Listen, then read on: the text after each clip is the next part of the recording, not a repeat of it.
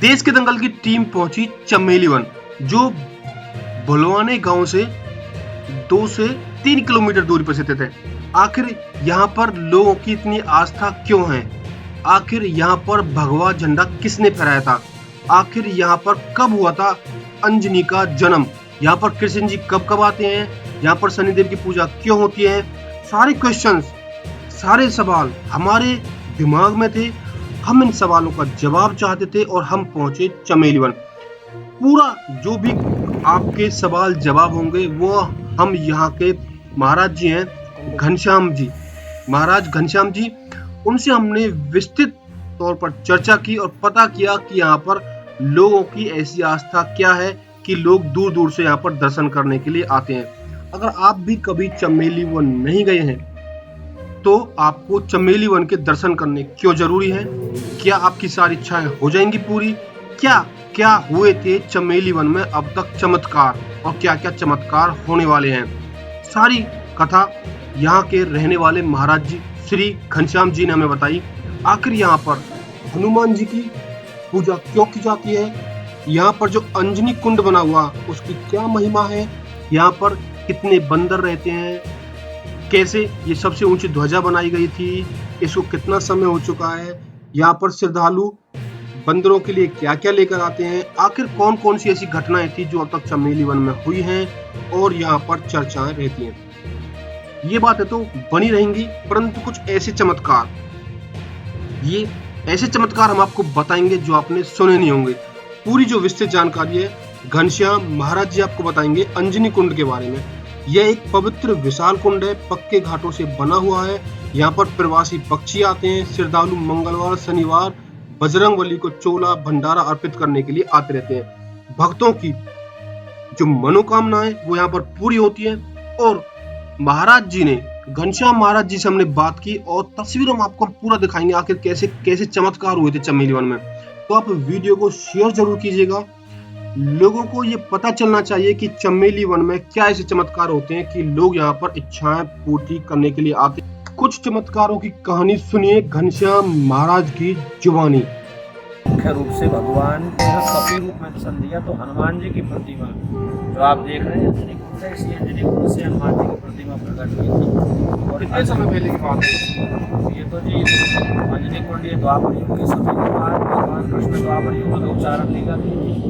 उस समय पर भी ये बंद था क्योंकि ब्रज 84 को उसके मरकम्मा में आता है जहाँ भगवान कृष्ण गाय चराने आते थे। तो द्वापर के बाद कलयुग आया तो हमारा जो ये गांव भुलवाना जब से बसा है तब से ये चमेली वन है, जब से ये अंजनी कुंड है और तब से यहाँ हनुमान जी है। तो इसका अनुमान तो कोई ना तो कोई 500-600 साल में आ सकता ना 1100 साल में। जब से ये चमेली वन है तब से हनुमान जी की प्रतिमा है और विराजमान। बस ये है कि पहले कुछ गिने चुने लोग आते थे मिट्टी के उसमें मंदिर में हनुमान जी रहते थे। और जब से लोगों का आस्था विश्वास बढ़ी तब से और विस्तार बढ़ता चला गया। तो मंदिर में फिलहाल के समय 5000 स्क्वायर फुट का 5000 फुट का जो हनुमान जी का हॉल बन रहा है वो भी छोटा पड़ जाता है।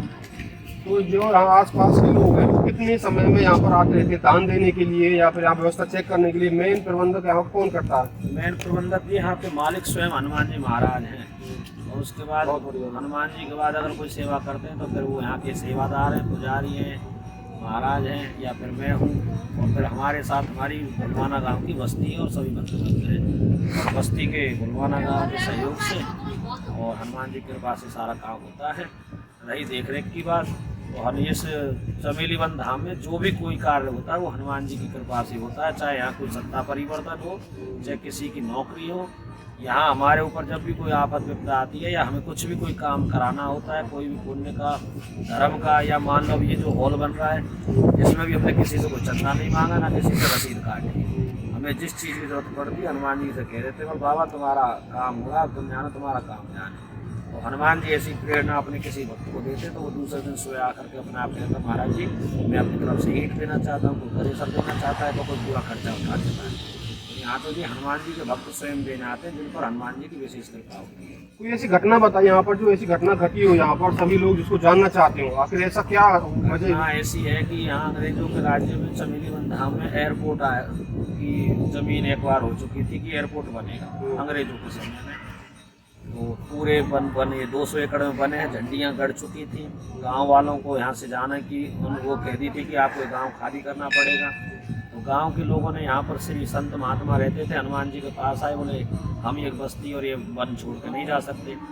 तो यहाँ वो जो संत थे उन्होंने कहा कि आप पूरा गांव परिक्रमा लगाओ हनुमान जी को, हनुमान जी जो करेंगे अच्छा करेंगे। तो सारे गाँव ने मिलकर के परिक्रमा लगाई, और जो सारे गांव ने परिक्रमा लगाई है मिलकर के, तो रात रात में ऐसी लीला हनुमान जी ने की कि सुबह वो सब जितने भी इंजीनियर और जो भी यहाँ एक्वायर करने वाले आए थे वो सब अपने ताम झाम बांध के चले गए थे। आज तक ये ज़मीन अब भी हनुमान जी के नाम और गौचारण के नाम है 200 एकड़। एक घटना ऐसी भी है कि एक वक्त ऐसा था जिसकी मतलब एक जवान लड़का 20 साल का, जिसका शरीर पूरा हो गया था।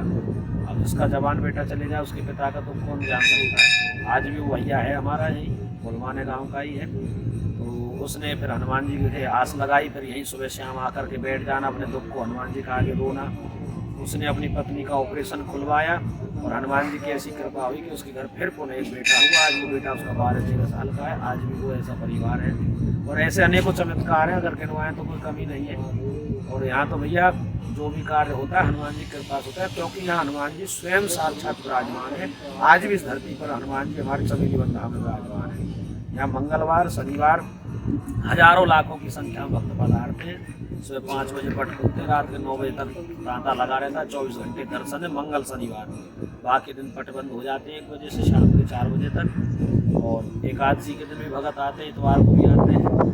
और यहाँ कम से कम 30-35 हज़ार बंदर हैं, हिरण हैं, नीलगाय हैं, रोज हैं। और यहाँ के भक्त ऐसे हैं कि वो हनुमान जी का दर्शन करने तो आते ही आते, साथ में इन बंदरों के लिए भी भोजन लेकर आते हैं। यहाँ बंदरों का भी पेट भरता है और खूब आनंद ही आनंद है, ऐसी कोई कमी नहीं है। जब देखने में आता था कभी ग्रहण पड़ता है, चंद्र ग्रहण, सूर्य ग्रहण, ऐसी बात हो तो मंदिर क्यों बंद कर दिया? इसके बारे में हमारे दर्शकों को बताइए, क्या वजह होती है बंद कर जाते हैं? कारण ये है कि देखो जो ये मंदिर जो बंद होते हैं, ग्रहण का मतलब यानी कि हमारे जो ये सूर्य हैं या चंद्र हैं, इन पर एक आफत आना, विपदा आना। आपने कई बार गौर किया होगा, जब हमारे घर में जब किसी की शरीर पूरा हो जाता है तो 12 दिन तक अशुद्धिकरण होता है, सूतक लग जाता है। उनको कहते हैं सूतक लग जाना, कि 12 दिन तक कोई घर में पूजा पाठ नहीं होती, कोई सब्जी छौंक कर नहीं खाई जाती, तेल चुपड़ कर रोटी नहीं खाई जाती या घी चुपड़ के नहीं खाई जाती, एकदम सादा सिंपल भोजन चलता है। और जब घर में कोई बच्चा हो जाता है उसे हमारे ब्रज में कहते हैं सोबर होना। जब तक हवन नहीं हो जाता तब तक भी भगवान की पूजा नहीं होती, तो वो अशुद्धि का समय हो जाता है, चाहे वो किसी की मृत्यु के समय हो चाहे किसी के जन्म के समय। ऐसे ही जब ये ग्रहण लगते हैं, जब ये सूर्य पर या चंद्र पर, तो उन पर पीड़ा होती है, कष्ट होता है। तो उस समय में भगवान के पट बंद कर दिए जाते हैं कष्ट के समय पर। और जो भी उनके भक्त होते हैं उस समय पर जितना भजन करेंगे, कीर्तन करेंगे, नाम जाप करेंगे, उतना ही सूर्य और चंद्र का कष्ट खत्म होता है। वो सूतक लग जाते हैं, इसलिए पट बंद किए जाते हैं। और जब जैसे ग्रहण पूरा हो जाता है गंगा जल छिड़क करके फिर दोबारा पट खोल दिए जाते हैं। इसका कारण एक यही है। मैंने देखा था सुबह जब मैं यहाँ पर आने वाला था तो एक झंडे के बारे में बताया गया था, केसरी झंडा ब्रिज में सबसे ऊंचा यही झंडा लगता है, ब्रिज में सबसे ऊंचा झंडा। और यहाँ पर आज इसके बारे में बताइए, आप कब लगाया गया? ब्रिज का सबसे ऊंचा झंडा 2 साल हो जाएंगे और हो गए 2 साल। हनुमान जी के जन्म महोत्सव पर लगाया था। आने वाली इस 6 अप्रैल को चैत्र पूर्णिमा पर पूरे 2 साल हो जाएंगे। और पूरे ब्रिज का सबसे ऊंचा एक भगवा झंडा है, क्योंकि हनुमान जी को भगवा रंग पसंद है, तो भगवा रूप में ही ये सबसे ऊंचा है। लाल के समय में 75 फुट की इसकी ऊंचाई भगवा ध्वज की हमारे पूरे ब्रज मंडल में। और आगे इसको 108 के ऊपर ले जाने की तैयारी बाकी हनुमान जी की कृपा पर रहेगा जो भी है। अभी 1-2 महीने पहले चीता भी आया था, तो उसकी व्यवस्था यहाँ पे कहाँ से आया था, इसके बारे में थोड़ा बताएंगे? देखो हनुमान जी की लीला है जी, मंगलवार को आया था। इसमें भी अगर एक चमत्कार कहूँ तो चमत्कार ही समझ लेना, क्योंकि मेरे कुछ दिल्ली के मित्र आए थे, भक्त थे, तो वो रात्रि में मेरे साथ यहाँ रुके थे। तो वो बनी में भ्रमण कर रहे थे वन में, तो उन्होंने कहा कि एक उसमें जीटीबी हॉस्पिटल में एक डॉक्टर का काम करता है, एक मंडोली जेल में है दिल्ली में। तो वो रात को यहाँ भ्रमण कर रहे थे, तो घूम रहे थे, साथ के पंडित और पुजारियों से पूछ रहे थे कि यहाँ क्या क्या उनका बंदर है, हिरण है और रोज है। तो उसने कहा कि जब इतना बड़ा बने तो यहाँ शेर भी हो सकता है। तो हमारे पुजारी जी ने कहा अभी तो पता नहीं कि शेर वेर है नहीं, और पहले कभी रहते होंगे तो कह नहीं सकता। तो ये रात को बात चल रही है, शाम को 6:30-7 बजे, और रात के 10:15 जब हुए हैं, जब हमने सामने मंदिर के तेंदुआ खड़ा देखा है। तो ये भी हनुमान जी की लीला है। और वो यहाँ 9 दिन 10 दिन रहा था, और 9-10 दिन में उसने किसी भी प्रकार की जान माल का हमला किसी भी भक्त पर नहीं किया। और मंगल के दिन ही आया था, और मंगल के दिन ही वो अपने आप पिंजरे में ऐसे बैठ गए जैसे कोई चूहा बैठ जाता है, और उसे सुरक्षित अरावली के पहाड़ में छोड़ दिया गया। देखिए ये होता है यहाँ पर चमेली वन में चमत्कार। जो दर्शक हमें देख रहे हैं वो यहाँ पर एक बार जरूर आएं और यहाँ के आस्था के बारे में पता करें कि लोगों की सारी मनोकामनाएं यहाँ पर आने के बाद में पूर्ण होती है। और हम आपको दर्शन कराएंगे चमेली वन के बारे में कि क्या क्या यहाँ पर ऐसी चीज़ें हैं और कौन कौन सी चीज़ें आप देखना चाहते थे जो हम आपको अपने कैमरे के माध्यम से दर्शकों को दिखाएंगे। और क्या क्या यहाँ पे जो बनी हुई है इसके बारे में बताएंगे आप यहाँ पे किस शिक्षण तो पीछे जो दिख रही है वीर अंजनी कुंड है, इस अंजनी कुंड से ही भगवान की प्रतिमा हनुमान जी की प्रकट है। पानी का सूखा नहीं है क्या? 24 घंटे भरा रहता है जी, और मीठा पानी है, गर्मी हो चाहे सर्दी हो इसमें इतना ही पानी रहता है। और इसमें सभी प्रकार के और भी जलचर चीज़ होते हैं, चाहे मछली है, कछुआ है, वो सब इसमें है। और बाहर के प्रवासी वो पक्षी भी आते हैं।